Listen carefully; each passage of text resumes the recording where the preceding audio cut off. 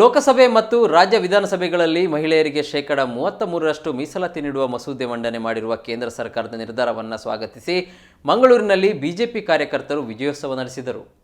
ನಗರದ ಬನ್ಸ್ ಹಾಸ್ಟೆಲ್ನ ಚುನಾವಣಾ ಕಚೇರಿ ಬಳಿ ನಡೆದ ವಿಜಯೋತ್ಸವದಲ್ಲಿ ಬಿಜೆಪಿ ಜಿಲ್ಲಾಧ್ಯಕ್ಷ ಸುದರ್ಶನ್ ಮೂಡಬಿದರೆ, ಮುಖಂಡರುಗಳಾದ ಈಶ್ವರ್ ಕಟೀಲ್, ರವಿಶಂಕರ್ ಮಿಜಾರ್, ಸತೀಶ್ ಕುಂಪಳ, ಮಹಿಳಾ ನಾಯಕರುಗಳು, ಪಾಲಿಕೆ ಸದಸ್ಯರುಗಳು ಪಾಲ್ಗೊಂಡಿದ್ದು ಸಿಹಿ ಹಂಚಿ ಸಂಭ್ರಮಿಸಿದರು.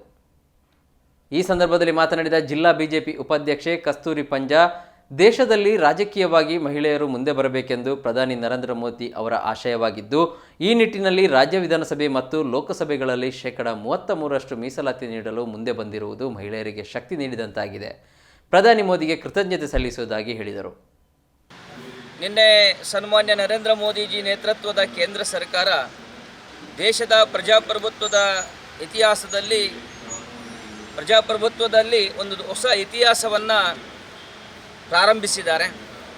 ರಾಜಕೀಯ ಕ್ಷೇತ್ರದಲ್ಲಿ ಮಹಿಳೆಯರಿಗೆ ಶೇಕಡ 33% ಮೀಸಲಾತಿಯನ್ನು ನೀಡುವುದರ ಮುಖಾಂತರ ಹಲವಾರು ವರ್ಷಗಳಿಂದ ಈ ದೇಶದಲ್ಲಿ ಮಹಿಳೆಯರ ಕೂಗು ಏನಿದೆ, ರಾಜಕೀಯ ಶಕ್ತಿಯಲ್ಲಿ ಮಹಿಳೆಯರಿಗೆ ಮೀಸಲಾತಿ ಸಿಗಬೇಕು ಎನ್ನುವ ಹೋರಾಟ ಏನಿದೆ, ಆ ಹೋರಾಟಕ್ಕೆ ನ್ಯಾಯ ಕೊಡುವಂಥ ಕೆಲಸವನ್ನು ಸನ್ಮಾನ್ಯ ನರೇಂದ್ರ ಮೋದಿಜಿಯವರ ಕೇಂದ್ರ ಸರ್ಕಾರ ಮಾಡಿದೆ.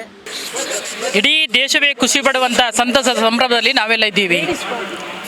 ಸ್ಥಳೀಯ ಆಡಳಿತ ಚುನಾವಣೆಗೆ ರಾಜಕೀಯ ಸಂಬಂಧಪಟ್ಟ ಹಾಗೆ 50% ಮೀಸಲಾತಿಯನ್ನು ತಂದಿದ್ರೂ ಕೂಡ ವಿಧಾನಸಭಾ ಮತ್ತು ಲೋಕಸಭಾ ಚುನಾವಣೆಗೆ ಮಹಿಳಾ ಮೀಸಲಾತಿಯನ್ನು ತರಲಿಲ್ಲ ಇಷ್ಟರ ತನಕನೂ ಕೂಡ ರಾಜಕೀಯ ವ್ಯವಸ್ಥೆಯಲ್ಲಿ.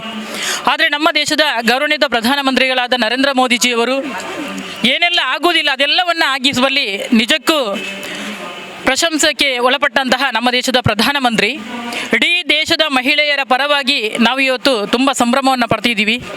ವಿಧಾನಸಭೆ ಮತ್ತು ಲೋಕಸಭಾ ಚುನಾವಣೆಗೆ ಸಂಬಂಧಪಟ್ಟ ಹಾಗೆ 33% ಮೀಸಲಾತಿಯಲ್ಲಿ ರಾಜಕೀಯ ವ್ಯವಸ್ಥೆಯಲ್ಲಿ ರಾಜಕೀಯ ಧರ್ಮದಲ್ಲಿ ರಾಜಕೀಯವನ್ನು ಮಾಡಲಿಕ್ಕೆ ನಮಗೂ ಒಂದು ಅವಕಾಶವನ್ನು ಕಲ್ಪಿಸಿಕೊಟ್ಟಂತಹ ನಮ್ಮ ದೇಶದ ಗೌರವಾನ್ವಿತ ಪ್ರಧಾನಮಂತ್ರಿಗಳಾದ ನರೇಂದ್ರ ಮೋದಿಜಿಯವರು ಮತ್ತು ಇಡೀ ಸಚಿವ ಸಂಪುಟಕ್ಕೆ ಈ ಸಂದರ್ಭದಲ್ಲಿ ಅಭಿನಂದನೆ ಹಾಗೂ ಕೃತಜ್ಞತೆಯನ್ನು ಸಲ್ಲಿಸಲಿಕ್ಕೆ ಬಯಸ್ತೀನಿ.